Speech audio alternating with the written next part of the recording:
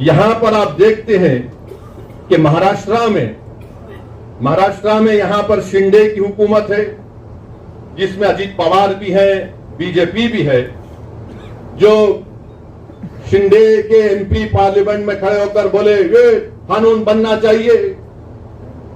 अरे तुम जरा तारीख को पढ़ लेते महाराष्ट्र की। छत्रपति शिवाजी ने अपने जमाने में हजरत पीर बाबा याकूब सरवरी को रत्नागिरी में 652 एकड़ जमीन छत्रपति शिवाजी ने दी थी।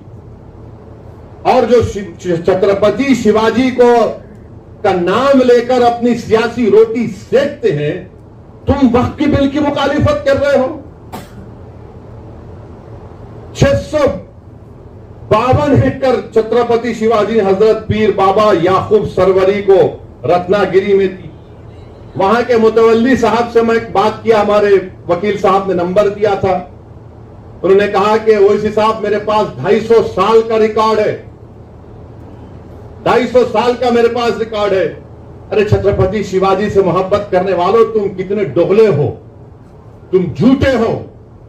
अगर तुमको छत्रपति शिवाजी से मोहब्बत होती तो तुम मोदी के इस वक्फ के कानून की मुखालिफत करते, मगर तुमने सिर्फ अपने मफाद के लिए, अपनी सियासी रोटी को सेकने के लिए और अपने मुसलमानों से नफरत के लिए आपने यह काम किया। और इम्तियाज साहब मुझे भी बताया कि जब छत्रपति शिवाजी रायगढ़ में जगदेश्वरी मंदिर को बनाए तो वहां पर उन्होंने एक मस्जिद को भी बनाया। और छत्रपति शिवाजी ने मलिक रिहाई दरगाह को विशालगढ़ में उसको हाथ नहीं लगाया। ये कौन लोग हैं जो जाकर मस्जिद को और दरगाह को हाथ लगा के आए परसों? तुम छत्रपति शिवाजी को मानने वाले हो ना, तुम तो क्या क्या कहते हो और तुम ये काम कर रहे हो। मेरे अजीज दोस्तों और बुजुर्गों, इन चीजों को आपको सामने रखना जरूरी है। और ये आप जानते हैं मुझसे बेहतर कि महाराष्ट्र में इम्तियाज साहब ने रिकॉर्ड दिया कि 53,411 हेक्टेयर जमीन वक्फ की है महाराष्ट्र में।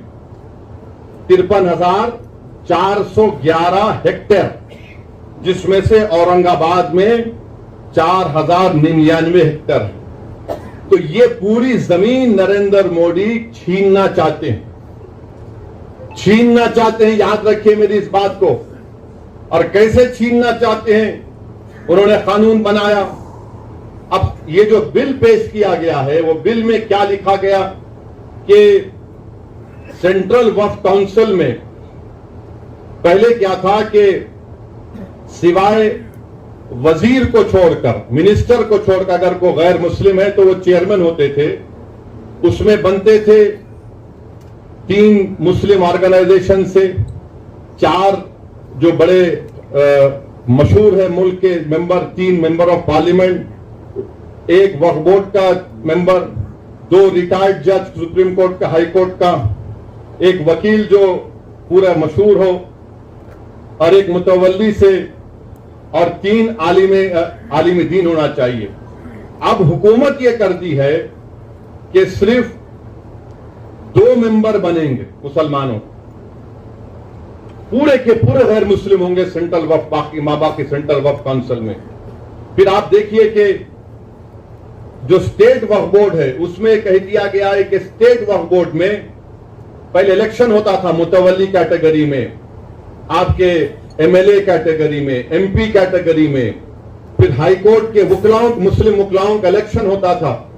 उन सबको इलेक्शन को बर्खास्त कर दिया गया और नामजद करेगी, नॉमिनेट करेगी हुकूमत।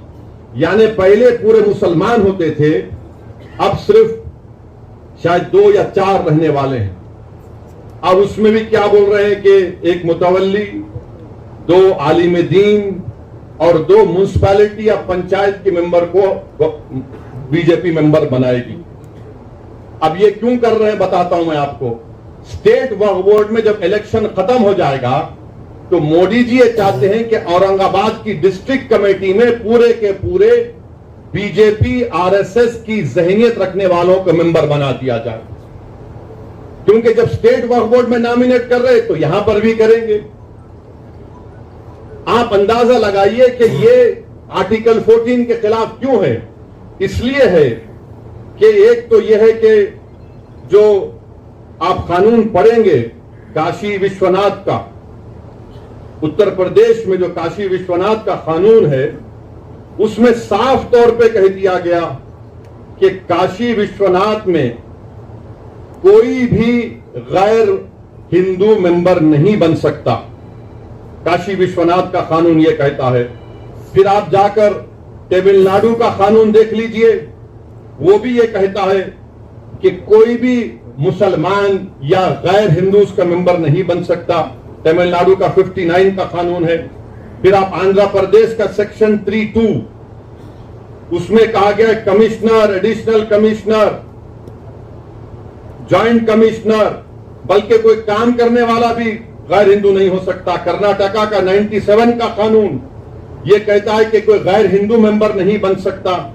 ओडिशा का कानून सेक्शन 5 कहता है कि हिंदू ही बनेगा। अच्छा, इन तमाम उत्तर प्रदेश, ओडिशा, कर्नाटका, तमिलनाडु, तेलंगाना, आंध्रा, ओडिशा ये कहता है कि अगर वो हिंदू मजहब को छोड़ता है तो मेंबर नहीं रह सकता हो। अब यहां पर हमारे वक्फ बोर्ड में आप आकर कह रहे हैं कि गैर मुस्लिम भी सेंट्रल वक्फ बोर्ड में बन सकता है।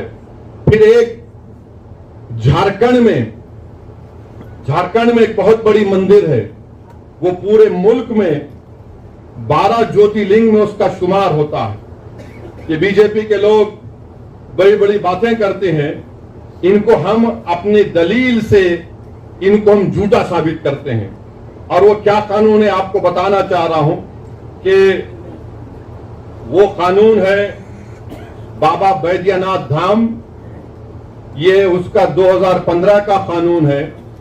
सेक्शन 3 के तहत चीफ मिनिस्टर सब बनते हैं और उसी कानून में यह कहा गया, एक कंटिंजेंसी रखी गई, if the chairman or any of the other members mentioned in section 3(2) or in section 21 be not a Hindu, the state government may nominate any eminent person professing Hindu religion. अरे आप झारखंड के बाबा बैद्यनाथ धाम का कानून यह बनाते और कंटिंजेंसी रखते हैं कि अगर कोई उस मंदिर के इलाके का कोई एमपी मुसलमान बन गया तो आप अपने आप को ताकत दे रहे हैं कि वो नहीं हम किसी हिंदू को बना सकते हैं, ये सेक्शन में कहा गया। अच्छा, फिर आपके महाराष्ट्र में पंढरपुर की मंदिर है ना, पंढरपुर की मंदिर में सेक्शन 22 सच कहता है कि डिस्क्वालीफाई वो शख्स होगा जो हिंदू नहीं होगा। पंढरपुर की टेम्पल एक्ट कहता है 73 का सेक्शन 22H, निसार साहब जानते हैं। आप नहीं बना सकते किसी गैर हिंदू को। हमारे ऊपर क्यों कर रहे हैं आप ये? इसलिए कर रहे हैं ताकि पूरी जायदादों को छीन लिया जाए। जो 72,000 हेक्टेयर जमीन महाराष्ट्र में है, जब इनके चमचे आके बैठेंगे तो वो तो बादशाह सलामत जिंदाबाद के नारे ही लगाएंगे ना।